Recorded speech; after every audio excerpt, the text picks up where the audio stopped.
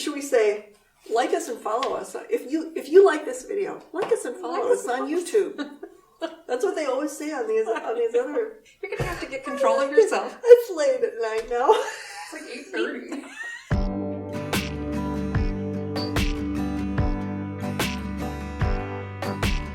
I'm Laura Park. And I'm Jennifer Tom. And this is Church Lady Chat. Well, our Church Lady Chat followers know that if it's this time of year, we are here to present the Congregational survey results. That's right. But I imagine that's not what's top of mind for most people right now. I imagine what people really want to hear about right now is what the board is learning and what the board is planning to do in response to the recent ministerial search in which the candidate was not called. And I really wish I was here to tell you with complete clarity, this is what we've learned and this is what we're planning to do. But keep in mind, the board consists of 9 trustees. And for us to be effective, we have to speak with one voice about how we want to proceed through this really uncharted space. And it just takes time to figure that all out. One next step we have determined is we're going to be doing an offsite in October to take a deep dive into some of the analysis that has been provided to us from various sources, from the executive team, from the previous interim minister, from the ministerial search team, from the UUA staff, and also great feedback and information from the congregation itself.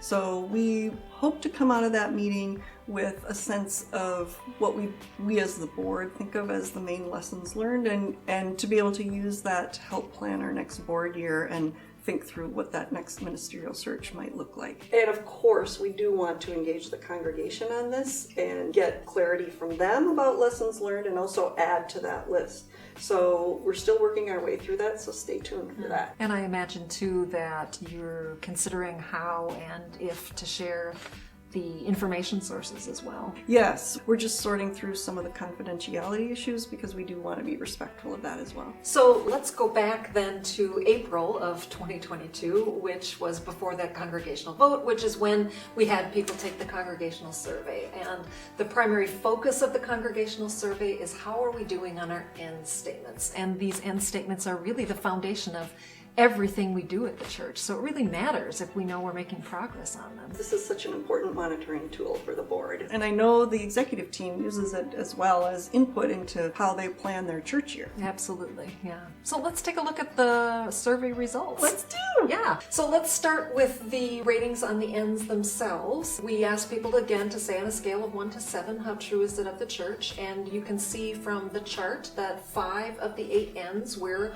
doing really well on. But there are 3 that are lower rated. They are create brave space for racial healing and dismantling dominant culture, create a multicultural spiritual home built on authentic relationships, and know each other in all our fullness and create an ever-widening circle of belonging for all people. So those results really aren't much of a surprise. No, because over the course of the last 4 years that the ends have been in effect, those have always been consistently lower rated by the congregation. And even when the board established those ends, we all knew that they would be a stretch for us to achieve. But what's interesting to know is whether there's been any progress on that. And if you look at the ratings in 2019 and compare them to the ratings in 2022, we're rating the ends higher in 2022. Now, there have been some ups and downs in the years in between, but it looks as though we are definitely making progress. Now, the next thing we're going to talk about is net loyalty.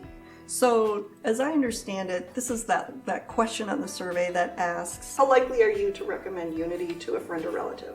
And so it's on a scale of 1 to 10. People that score 9 to 10, those are high scores, and then you subtract out the ones that scored lower. And then that gives you a net loyalty score, right? Exactly, yes. And net loyalty is down significantly this year over previous years. We think it's due to the significant increase in people who are neutral on that question. And in some ways, it's not surprising in years of transition to have people taking a kind of wait-and-see attitude. We'll just have to see how that trend plays out over the next few years. Now we get to my personal favorite part, which is the personalized end statements. I think this is where the rubber really hits the road, right? Because it's one thing to rate unity as a congregation on the ends, but unity as a congregation is us as individuals. So this is where we as individuals are able to provide our ratings and how we're progressing towards the ends. And then you're able to put those things together.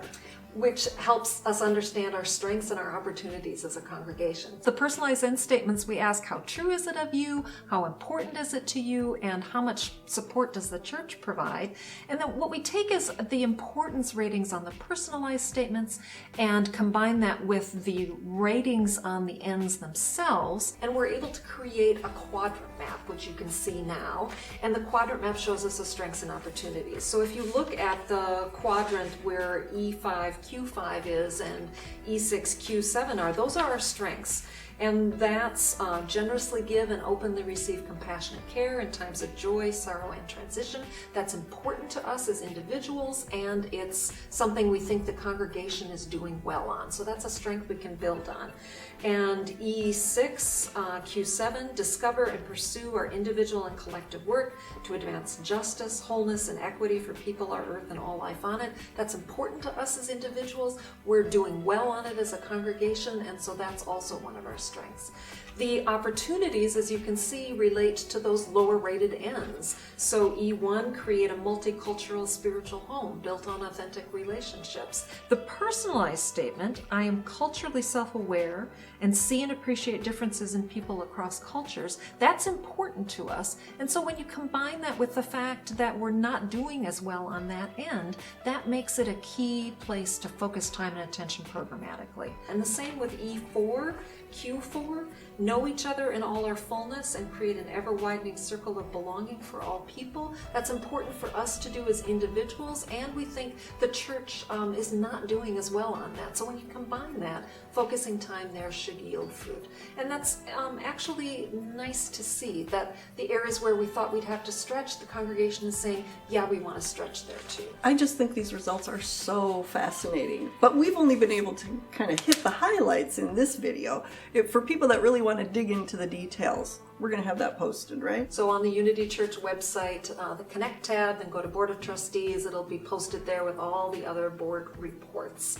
And there's a lot of detail to get into there because, of course, Bill Etter, our data analyst for this congregational survey, has done a phenomenal amount of work on He's fantastic. Thank you very much, Thanks, Bill. So there you have it. Those were the 2022 congregational survey results. And Church Lady Chat followers will be back before the year is out with the next Church Lady Chat.